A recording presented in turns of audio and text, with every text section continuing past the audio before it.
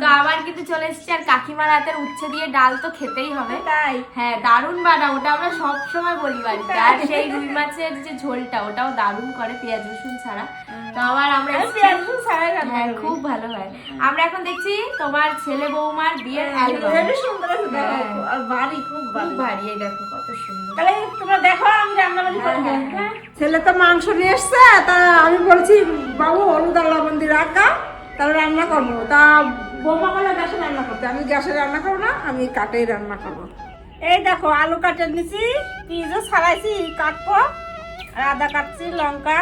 ওরা তো ঘুরতে গেছিল বিকালবেলা বেতুয়ায়, তা আমি আবার রান্না করলাম মাংস, এই যে ভাত আর বেগুন ভাজা। রাত্রে কিরা কত খায়, ওরা তো একটু পরে খাবি। তা আমি এখন ওর বাবার ছোট ছেলে খাবার টাবার দিয়ে শুয়ে পড়বো। ওরা যখন খাওয়াটা কেমন লাগছে বল করি। মামনি কেমন হয়েছে রান্না? দাঁড়াও খেয়ে নি, খাও।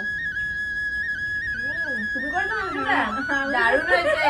আমি কিন্তু খাই না, সত্যি খুব ভালো হয়েছে। খায় না কিন্তু দারুণ রান্না করেছে। আমরা আবার টেস্ট না করে করতে পারি না রান্না, কিন্তু দেখো একেবারে টেস্ট না করে হেভি রান্না করে দিয়েছি।